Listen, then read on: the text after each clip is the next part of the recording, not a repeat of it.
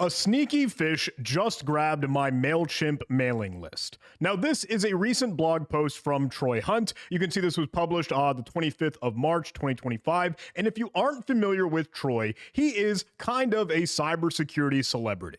And I mean that in the most sincere and genuinely positive way. Troy Hunt is an Australian Microsoft Regional Director and Microsoft Most Valuable Professional, Microsoft MVP, for developer security. He speaks at different events, cybersecurity conferences. He's oftentimes in the news discussing cybersecurity and has even testified before Congress on the impact of data breaches. Of course, he runs and owns the Have I Been Pwned database. I'm sure you've seen this resource before, and we've of course covered it in different videos. So Troy Hunt is a super cool guy, very well known, and what many would call a cybersecurity expert.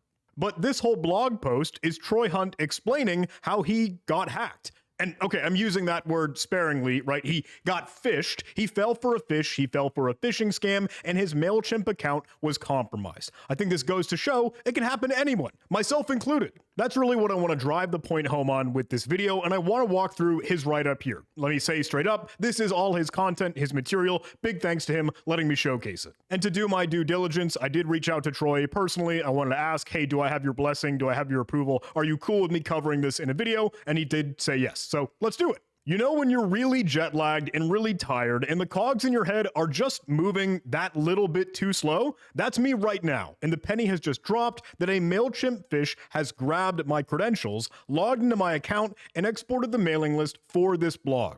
One of the coolest things is that he was updating this post and trying to write all in real time as things were unfolding. He wanted to get this out ASAP as soon as possible, but this is the fish. This is the phishing email that caught Troy off guard, could catch anyone off guard, where it says, sending privileges restricted. Hello, we're reaching out to inform you that your MailChimp account setting privileges have been restricted due to a spam complaint received on whatever date. And all of this is pretty well written. There's no bad English or grammar or spelling mistakes, no other typos, but of course there is a call to action to review account and a button, not a link, at the very bottom with the click below to review your account and take the necessary steps to restore your sending privileges. So there's obvious urgency, right? He's not able to send any emails or get any notifications out for his newsletter or his blog or anything else. And for that reason, you're going to want to go clean this up. If you were to click that review account button, it ends up bringing you to this website, MailChimp-sso.com. And he enters his credentials to log in, which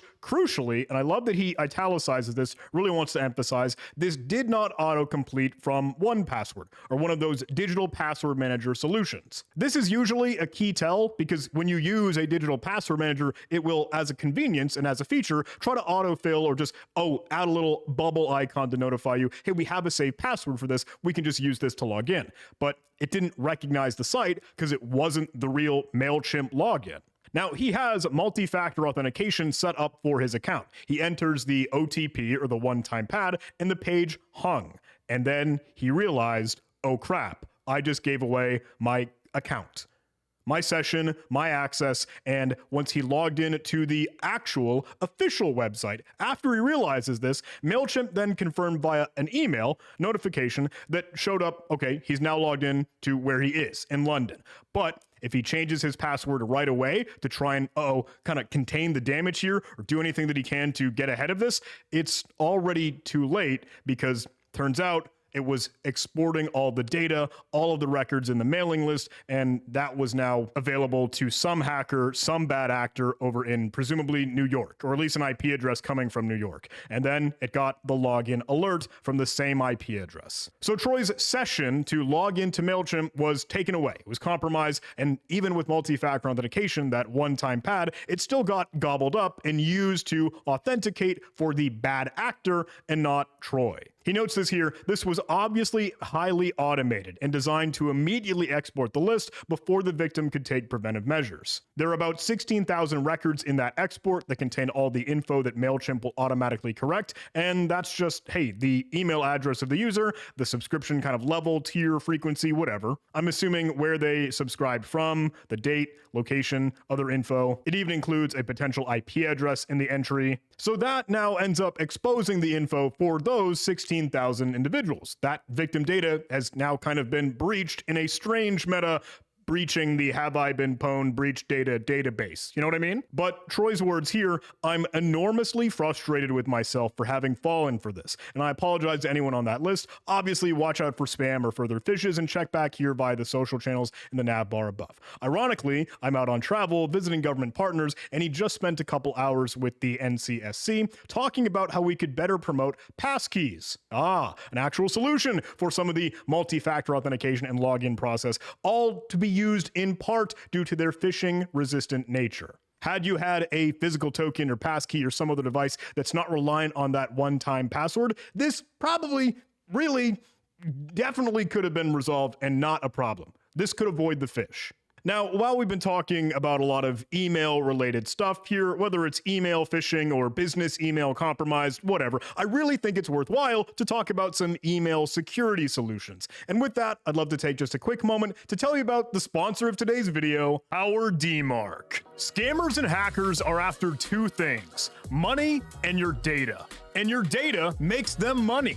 They threaten to impersonate your brand and wreak havoc with business email compromise. But email security solutions like DMARC stop attackers from spoofing your domain and are now required by providers like Google, Yahoo, and Outlook.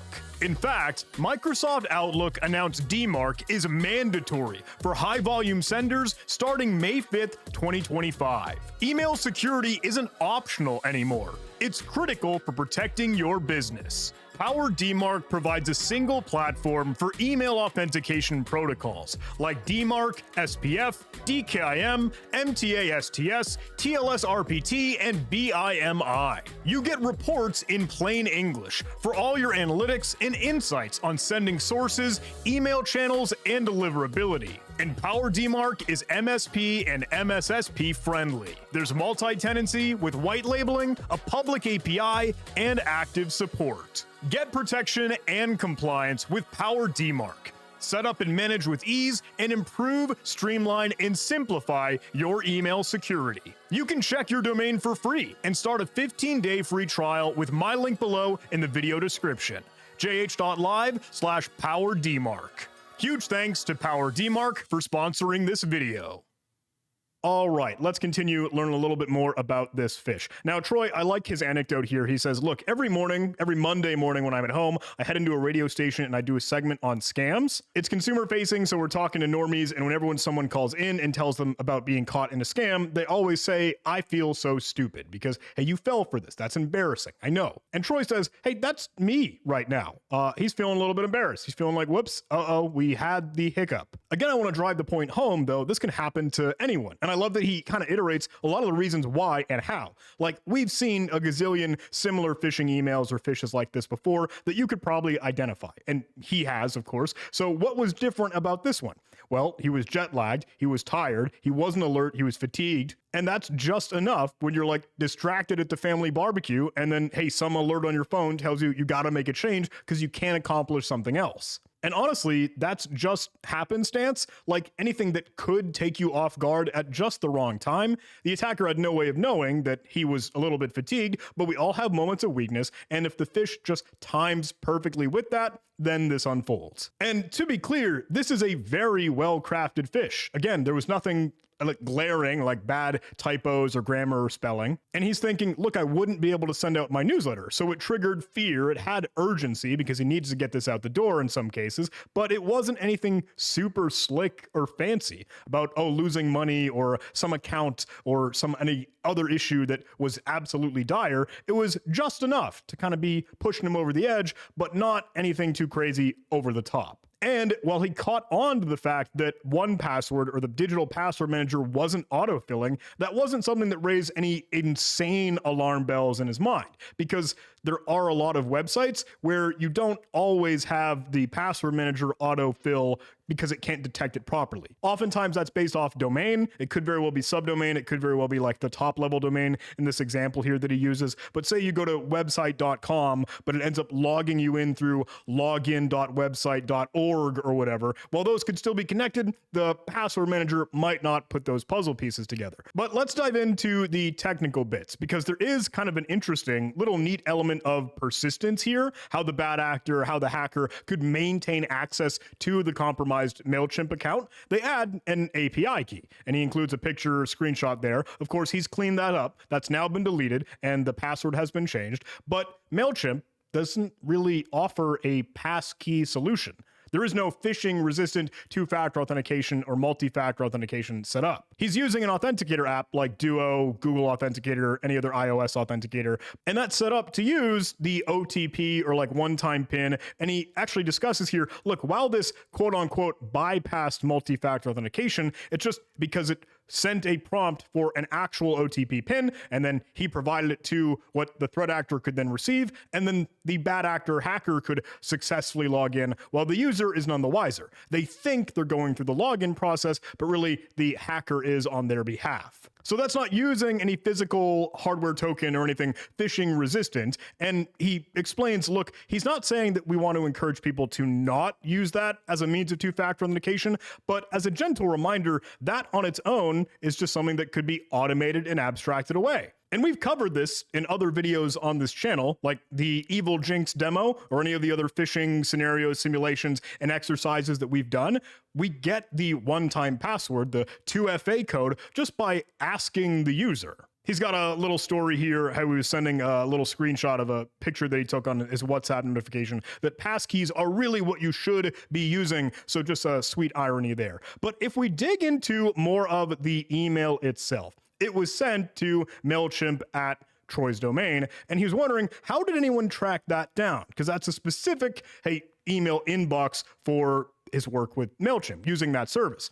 Now he's thinking maybe someone specifically targeted me and knew in advance the pattern that he uses for email addresses like that, or someone got the address from somewhere else and he's only used it in one place. But some way, somehow, that email address was uncovered and they knew, bad actor, hacker knew to target that. And Troy's thinking it's probably the second option, probably the latter, at least using Occam's razor. Hey, kind of the simplest explanation is oftentimes the true or correct or real explanation.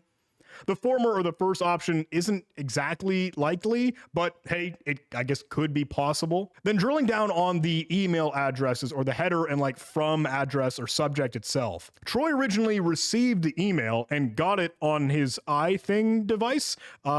I'm assuming that's a mobile app or mobile phone. And that spawned enough urgency that he fell for the bait in this scenario. So he was going to pivot to his computer and then go through the click to restore account services or whatever right there. But if I'm reading that right, he didn't get to see the from address on mobile. If it's on his desktop and he pulls it up, it'll include the actual email this came from, hr@group-f.be, which is not the MailChimp account. And he says, oh, that's so damn obvious, facepalm. But look, the real observation here is that because it's not rendering or displaying the sender's address, Outlook on iOS and a mobile really hid the fish. He wasn't able to see where it came from. But the from address on its own isn't really the sole indicator of whether or not something is a phish, and it's not a solid indicator or whatever either, because that could be spoofed. But obviously, being able to see the email address hr@group-f.be, that's not MailChimp.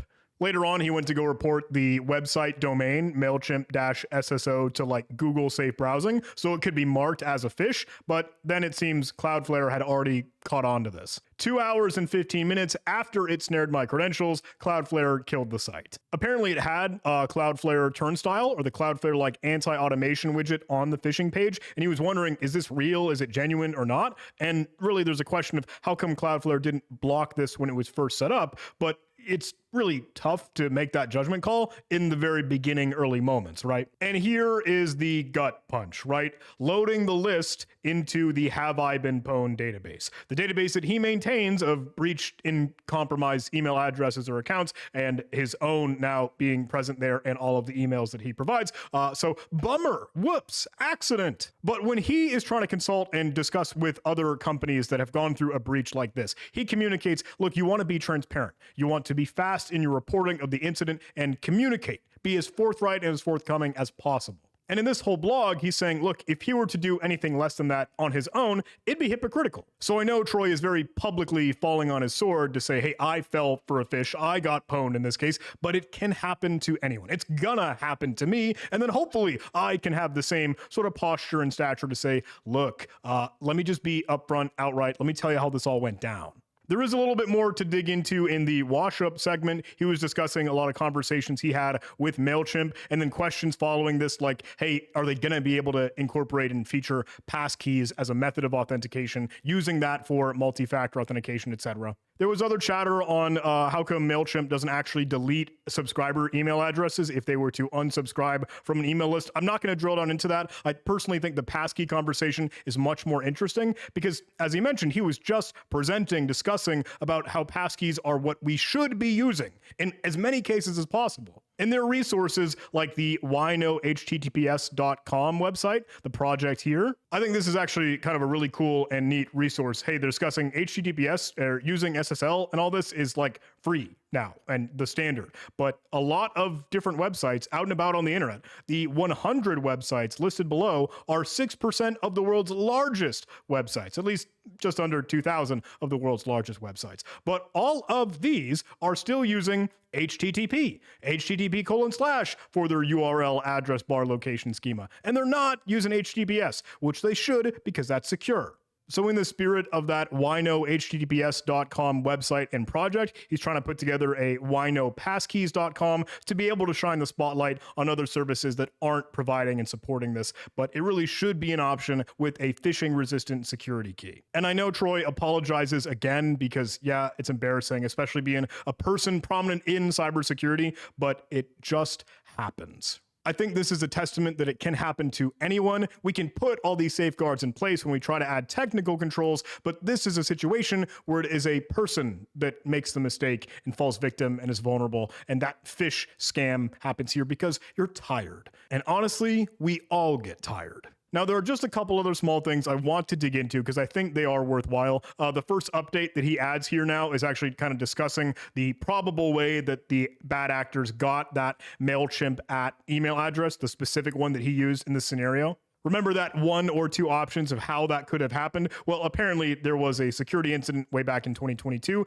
that likely had the email address present there. And that's, again, the conversations of data breaches and have I been pwned and all of this. And MailChimp actually kind of worked through this. Looks like they confirmed, yeah, bad actors. They removed the API key, reset passwords, restored access to the account. Now, skipping over some of the other updates, and I'll link the blog and article, the write-up in the video description, because I think there are some interesting conversations to be had on the data privacy element there with MailChimp and the email subscriber list, etc. But I do want to drill down on update number 7, because Valadin wrote a fantastic piece called Pulling the Threads of the Fish of Troy Hunt that dives a little bit deeper into this and could give us some of the technical info that I know I really like.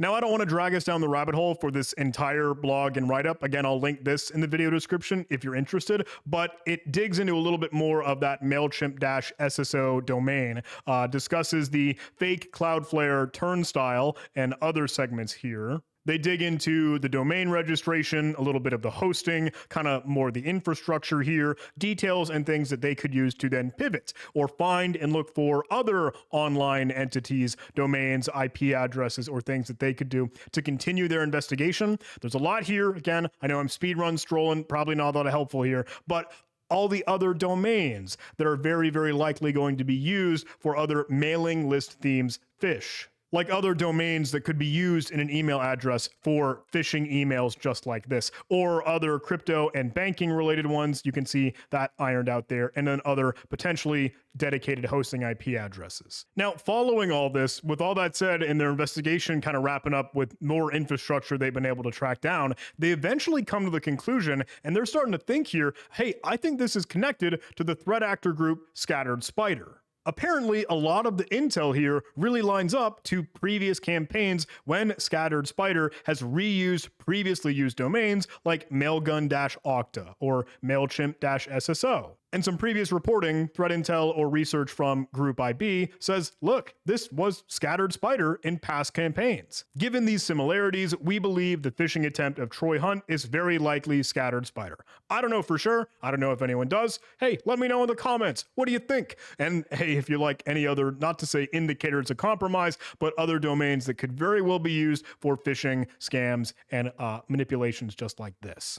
Now, at the very end of Troy Hunt's blog post, he says, "Scattered Spider certainly has previous form, and this was a very well orchestrated fish. 4 days later, 4 days on as I write this, it's hard not to be a little bit impressed about how slick the whole thing was." I mean, you got to give the devil his due, right? Like, respect the craft to a certain extent. I mean, you got Troy Hunt, cybersecurity expert, cybersecurity celebrity, however you want to put it here. Look, last thing I want to touch on, with his new whynotpasskeys.com website, he is getting a little bit more education and awareness out for passkeys to be used as a phishing resistant means for multi-factor authentication. And he covers exactly this scenario where he got phished for MailChimp. And he was discussing how that one-time password was really used, but still then given to the threat actors because of how that can be used. But look, if you've got a physical token, if you've got a passkey, if you've got anything that can add more to the authentication equation here, that is a good thing. And we've talked about that previously. You know, I have a YubiKey. I use the one, I finally got a YubiKey Bio. And I still got to do a lot of setup, truth be told. Like, I still need to get passkeys everywhere set up where I can, but that'll have the fingerprint and then a physical hardware kind of key and thing to plug in. So you've got those 3 pedestals of authentication. Something you know, like a password, something you have, like, hey, your phone for a mobile 2-factor, and something that you are, like your eye scan or facial recognition or fingerprint as you're touching the biometric scanner there. But again, I'll include a link to this in the video description if you'd like to learn a little bit more on that realm. All things that could help your security so you don't fall for a fish just like this. But again, if it happens, it's gonna happen. I'm gonna get phished, I'm gonna get compromised, I'm gonna get hacked because Troy Hunt did, and anyone could. Does not matter, cybersecurity expert, cybersecurity whatever. And like, we can rattle off on all the security sayings or the buzzwords, you know, hey, defense in depth, adding in all of these multiple controls to keep you safe, making sure you're still, checking the links, making sure, you can read that from address, see what's up, HTTP in the browser, blah, blah, blah. All that really falls away if you just aren't vigilant and you're sleepy and you're tired and you're fatigued and you're not as alert. That can happen to anyone. Anyway, that's it. Sorry for rambling. Thank you for joining me on this reading exercise that we did here. But look, I think it's an important thing to discuss. And special thanks to the sponsor of today's video, PowerDMark. Happy to have them part of the family. And thank you for watching this video. Please do all those YouTube algorithm things, like, comment, subscribe, and I'll see you in the next video.